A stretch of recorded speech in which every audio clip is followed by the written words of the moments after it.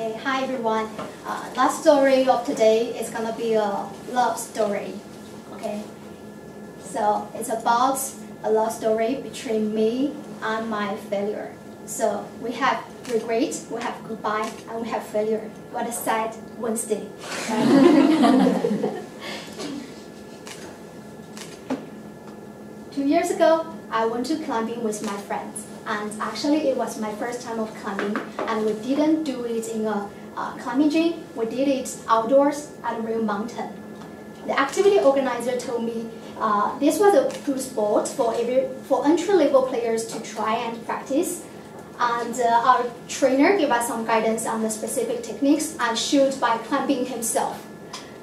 And everybody was excited to have tried. And when it's my turn, I learned to coordinate my body muscle, use my arm and my hands to anchor the clutch point and push my legs upward. I quickly completed the first stage and returned to the second part. When I stopped to take a breath, I suddenly find myself alone, like hanging in the air. I lifted my head up. It's not very far from the top because it's for entry-level players. And I can hear my friends cheering up for me, but like their voice come from the bottom. The surrounding was so quiet. Everything I can hear is my fast heartbeat and my short breath. And my muscle of my palm and finger start to feel sore and pain. And all of a sudden, I heard my voice yelling out from the mid-mountain.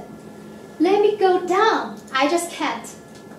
I don't know how many of you have this experience. You start something with full excitement, you devote yourself, and you make quick movement. You feel good, you feel you are almost here, and until at one point, you find yourself at the edge of your comfort zone. There is pressure and challenge ahead, and you just choose to quit or fail. Maybe because you feel nervous, scared, or just knowing. When you come back to the ground, you feel comfortable and safe, but it only lasts for 1 minute. And then you find yourself stuck in an emotion of self-doubt, guilty, and even depression. I hate failure. You say this to yourself, and you actually don't know how many times you have repeated this. I'm a sports lover, and I love I go to the gym 3 to 4 times a week, and I love running, swimming, hiking, yoga, playing badminton, frisbee, you name it. Sometimes I make people feel I'm born energetic and sporty, but it's not the story. When I was a 1-month infant baby, I suffered from severe intestinal disorder, had diarrhea, 腹泻 in Chinese, for a whole month, which weakening my digestive system and also my immunity. So in my whole childhood, I had poor physical fitness. I think I'm very susceptible to cold and fever, and I need to take medicine and infusion treatments every month. When I became a teenager, things didn't get better because, you know, with the pressure of getting good grades, we had to post most of my time and attention to study and always put exercise at the bottom of my list. Finally, things got better when I entered into university. I finally decided to have a stronger body, and I did some research online and make myself a detailed exercise plan. But you know, it's always hard to stick to your plan, right? And every time I was running on the treadmill, I was thinking, okay, let's hold on for a little more time, and then let's go out to have a barbecue. Although I failed frequently on the first year of my doing exercise, I have somehow kept the habit for 8 years. And the muscle and my immune system get stronger, and I gradually became an addict of the dopamine and adrenaline that sports bring to me. And because of doing exercise, I also have to pay attention to my diet and my sleep quality. All of this contribute to my mental wellness by making me more confident, more energetic, and more positive. The Japanese novelist Murakami, in his book What I Talk About When I Talk About Running, He mentioned he is the kind of person who tends to put on weight easily. But his wife is the opposite. She can eat as much as she likes and she never exercises, but she can keep fit. So when he first found this, he thought life was unfair. Well, somebody needs to work very hard to keep fit, and other bodies don't need to put any effort at all. But when he really comes down to think about this, he says having the kind of body that easily puts on weight was perhaps a blessing in disguise. I think this physical nuisance should be viewed in a positive way, because you have to do exercise every day, right? And that finally makes you healthier and stronger. So he says we should consider ourselves lucky that the red light is so visible. So these two stories come to my first point. Failure in my inborn health helped me rebuild long-lasting healthy lifestyle.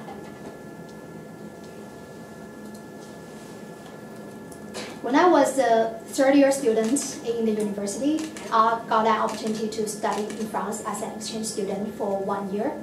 I was very excited because it was my first time to travel to Europe, and I always imagined myself to study and live in an international environment. From the day one I arrived here, I found that students from our class are pretty diverse, coming from like over 15 countries. And I realized this was totally a journey of cultural challenges. At that time, when I faced with the cultural challenge between the West and the East, I feel very uncomfortable and sometimes even annoyed. So what I did is to try to spend more time with my Asian peers and my Chinese friends. We go to class together using Chinese when we do discussion, and we go to Chinese restaurants on weekends. I feel comfortable and safe at that time. But 1 year later, when I came back to China and reflect on this journey, I feel regret. I feel I didn't totally immerse myself into the culture and environment here. When I feel uncomfortable, I was not confident that I could handle the situation. I didn't encourage myself to step out of my comfort zone and to be more patient with myself to make the adaptation. I felt I didn't make best use of this opportunity, and I failed in improving my cross-cultural communication skills.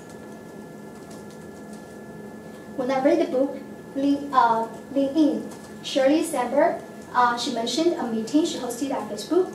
In the meeting room, there is a table. While all the men attendees choose to sit beside the table, the other 4 women just choose to take chairs off the side. She encouraged them to sit beside the table, but they all rejected her. So when I read this, I realized my lack of confidence and my inclination to stay in the cocoon when I face with challenges is actually not only a problem of me. It's embedded in many people, especially women. So ever since then, when I face with challenges, I will think of this experience of failing to stepping out of my comfort zone, and it drives me to lean in whenever is an opportunity ahead, and even if I only have 10% of confidence, because I know if I don't give it a shot, I will regret in the future. I used to major in finance, and after graduation, I worked in an economic agency in the government. My job is mainly responsible for analyzing the microeconomics trend and making long-term development plan for the service industry. I devoted years of experience in this field made me to be a very logical, rational, and organized person. I devoted myself to work, I performed well, and I got quick promotion. But there is a secret that I didn't tell anybody except my husband, that I was ill. For the past several years, I feel like there is a butterfly in my stomach. It flaps its wing when I was exhausted in endless meeting, and it jumps up and hid when I was trapped into the repeated argument about the KPI target with other 20 departments.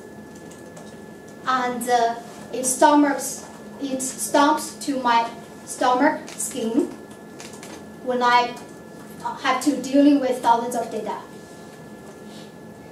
After struggling for half a year, I decided to quit. When I told my decision to my family and my boss, everybody was shocked.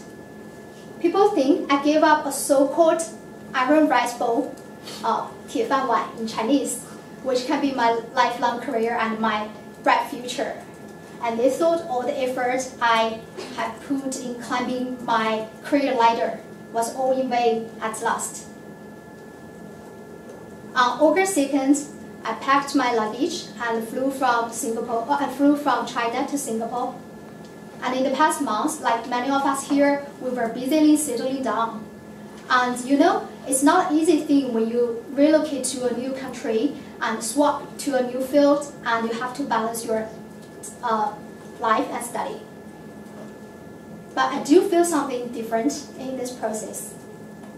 When I bring back a lot of grocery from IKEA and spend the whole afternoon decorating my small room, I have a strong feeling of independence.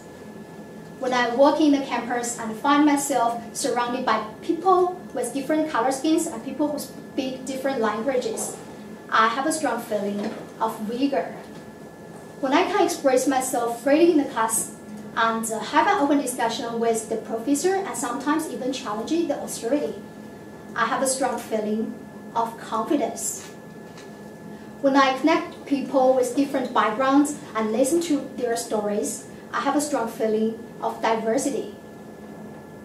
When I get up every day, open the window to let fresh air in, and looking forward to explore another new thing today, I feel the butterfly flies out of my stomach, it dances in the air, sing on the tree, and land in a world of possibilities.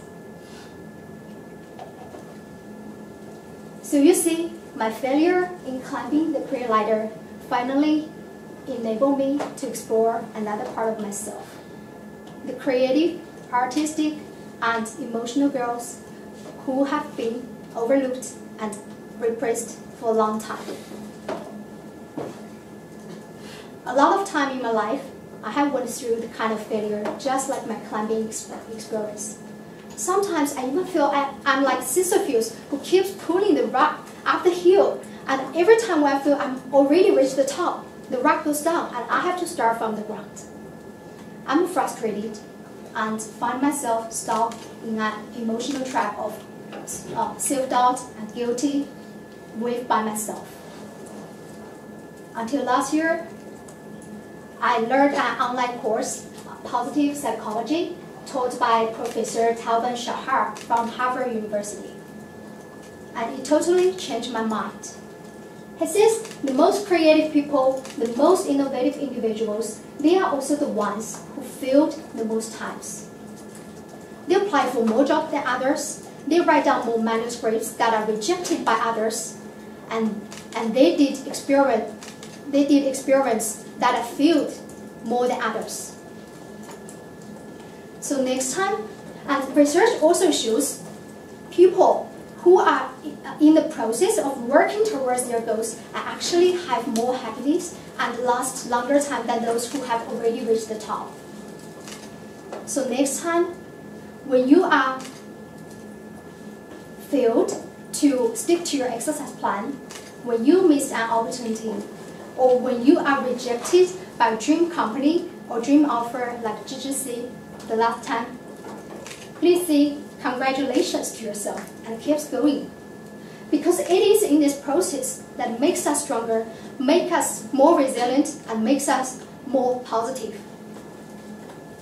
Please remember, you learn to fail or you fail to learn, and there is no other way to grow.